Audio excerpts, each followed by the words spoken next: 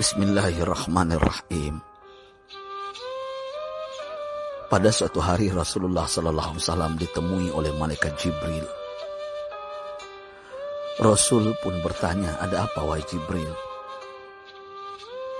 Jibril menjawab, "Wahai Muhammad, sesungguhnya hari ini Allah Subhanahu wa Ta'ala sedang mengobarkan nyala api neraka, dan seluruh para malaikat amat ketakutan.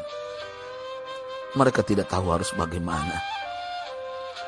Untung aku ingat," kata Jibril, "bahwa engkau Muhammad adalah sumber cinta dan sayang Allah Subhanahu wa Ta'ala kepada alam semesta. Dengan alasan itu aku kesini, bertabaruk mengambil berkah dengan cinta Allah kepada dirimu, ya Rasulullah, ya Muhammad." Rasulullah terdiam beberapa saat, kemudian bertanya lagi, "Wahai Jibril, ceritakan padaku bagaimana neraka itu sesungguhnya." Jibril menjawab, "Wahai Muhammad, neraka itu bagaikan lubang-lubang yang terdiri dari 7 tingkat. Jarak antara satu lubang dengan yang lain ialah perjalanan 70 tahun. Lubang paling bawah adalah lubang yang paling panas." Nabi SAW meneruskan pertanyaannya, "Lalu siapakah penghuni lubang-lubang neraka itu wahai Jibril? Sampaikan kepadaku Jibril." Jibril menjawab, "Lubang yang paling bawah diciptakan untuk orang-orang munafik. Lubang yang berikutnya untuk penyembah berhala. Lalu untuk penyembah bintang dan matahari." Jibril terus menerangkan penghuni tingkatan neraka hingga lubang yang kelima, tempat umat Yahudi, dan yang keenam dihuni oleh umat Nasrani. Setelah menjelaskan penghuni 6 tingkatan neraka, Jibril diam cukup lama. Rasulullah SAW penasaran dan bertanya kepada Jibril, "Wahai Jibril, siapakah penghuni neraka yang ke-7?" Jibril diam saja tidak menjawab. Rasulullah SAW mengulangi pertanyaannya, tapi Jibril tetap diam. Rasulullah tambah penasaran dan mendesak Jibril agar dijawab pertanyaannya. Akhirnya Jibril pun berkata, "Umatmu wahai Muhammad, mereka itu para pelaku dosa besar di kalangan umatmu, yang dimana sampai mereka mati belum sempat bertaubat." Mendengar jawaban Jibril, Rasulullah langsung jatuh pingsan. Jibril merangkulnya dan meletakkan tubuh baginda di atas pangkuannya.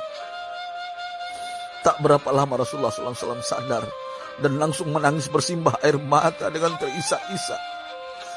Rasulullah mempertegas pertanyaannya, "Wahai Jibril, apakah benar ada di antara umatku yang masuk neraka?"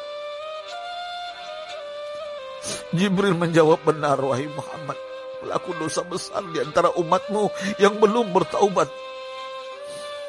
Setelah itu Rasulullah menghadap kiblat dan sujud kepada Allah dalam isak tangisnya.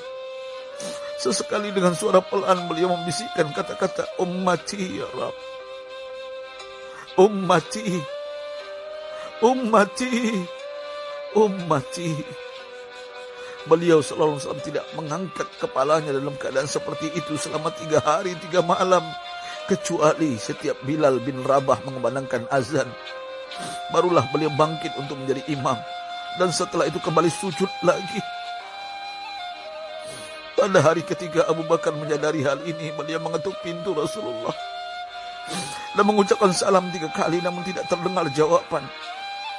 Abu Bakar sedih dan berseru di hadapan pintu Nabi besar Muhammad SAW, "Apakah ada jalan untuk masuk ke rumahmu ya Rasulullah?"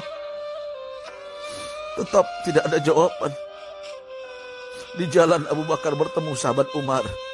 "Mengapa engkau menangis wahai Abu Bakar?" kata Umar. Abu Bakar menceritakan keadaan Rasulullah SAW.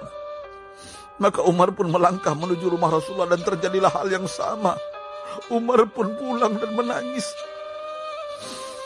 Di jalan Umar bertemu sahabat Salman Al-Farisi. Dengan terisak Umar bercerita kepada Salman hingga membuat dia amat sedih, namun tidak berani mengulangi hal yang sama. Salman melangkah menuju rumah Fatimah radhiyallahu anha dan menceritakan hal itu. Setengah berlari Fatimah menuju rumah ayah tercinta dan mengetuk pintu sambil mengucapkan salam. Mendengar suara lembut putri tercinta, sejuklah dada Rasulullah. Beliau bangkit dari sujud dan membuka pintu. Alangkah terkejutnya Fatimah melihat Rasulullah, ayah tercinta, amat kurus dan pucat. Fatimah memeluknya lalu menangis. Wahai ayah, apa yang terjadi? Mengapa engkau amat sedih seperti ini? Rasulullah kembali menangis dan berkata dengan suara lirih, wahai Fatimah, belahan jiwaku, bagaimana mungkin aku tidak sedih sedangkan Jibril mengatakan akan ada kelak umatku yang akan masuk neraka.